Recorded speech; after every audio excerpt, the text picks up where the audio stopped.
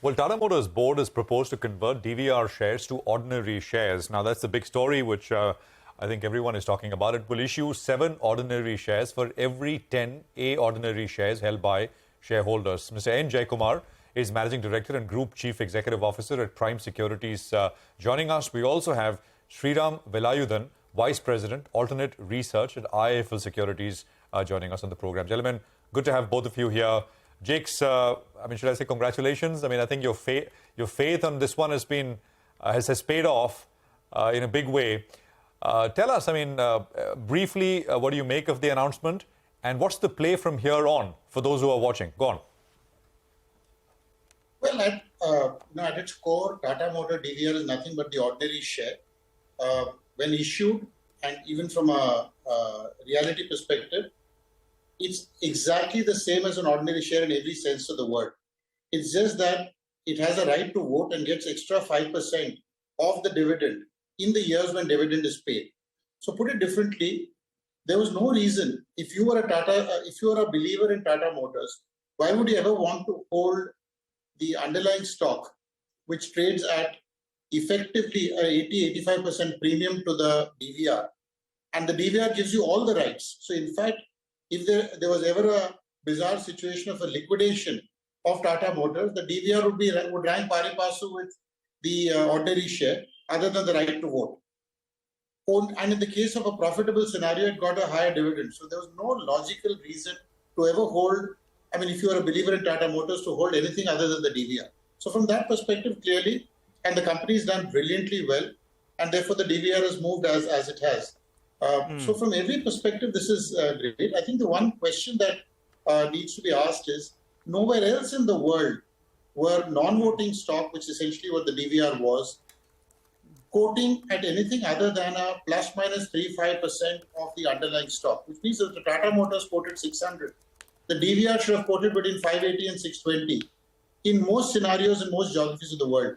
The fact that it chose to quote at 350 rupees when the underlying was at 600 was a bizarre aberration, which, inexplicably, when global capital is walking into India, it's absolutely unthinkable that this arbitrage just stayed as is with this kind of a discount prevalent for the last now almost 8-10 years. It's absolutely inexplicable. So, we call it hidden in plain sight.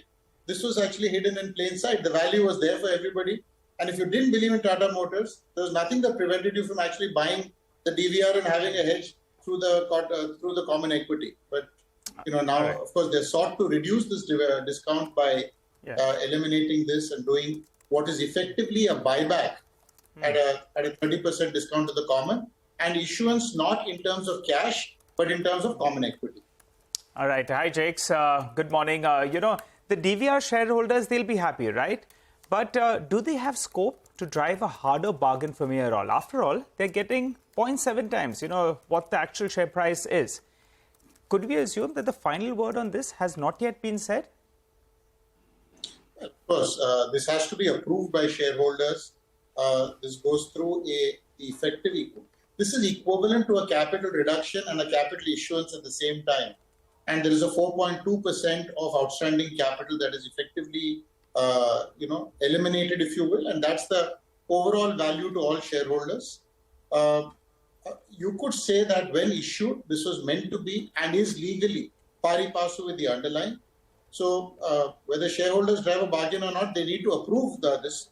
And SEBI also may have a say in this, whether this buyback for non-cash but a buyback through stock issuance is something that So I think the correct terminology is the DVR holders are happier. Are happy is a sort of a, I would say, are happier than what they were day before yesterday or yesterday, and that's the correct terminology really. But they want to be happier, I guess, is the question. Jake, so there are more options on the table because, like you're saying, this has to go through a shareholder vote. So, I don't know. But the fact is, it was differential voting rights. That was the whole sort of premise of this DVR. I think the voting rights were 1/10, if I'm not mistaken. So, basically, do you think the DVR holders can fight for a better bargain? Do you think that could happen? I think words like fight, etc., are not necessarily appropriate. I think what, the way I would see this is that there is a shareholders meeting that will be conducted through the aegis of the court or whatever, which essentially will allow for shareholders to either vote for or not vote for this. One thing for a fact that 70% is now a pretty much a done deal. If you can do a better deal, why not? I mean, that's always the case. But legally speaking, this is 1:1. So you're better off than yesterday. And could you be better, and the reason that the Tatas are doing this is that the markets were pricing this so poorly. And sure. So to my mind, that's the only difference. I mean, from the management and the company perspective, it's a right move because it is shareholder accretive. Got it. So let's quickly bring in Sriram Velayudhan as well from IIFL. Sriram, the question is now, what are the opportunities that present themselves right now from a trading point of view? Given that there is still a discount, it's come down to I think 20-21%, there's still a discount. That's one, and whether this has any bearing on any of the indices, if the index providers, I mean, how will they take note of this development if the delisting indeed happens? Good morning, Surabhi. From a trader and investor's perspective, this is a very welcome news because Tata Motors DVR as an instrument had that element of beta in it. So largely in momentum markets like these, DVR, by the virtue of having a higher beta, we used to end up a contraction in spread. But when the markets are devoid of momentum, the spreads used to widen to as high as 45-50% discount. So as an investor and trader, the trading and investment appeal in the stock used to substantially reduce. Now with this so-called proxy swap ratio getting announced of 7:10, of course, the traders will be very happy because any which way the special situation space in India is very active at this point in time, and there will be one more trade in our kitty. So basis yesterday's closing prices, the discount is roughly 19 to 20%.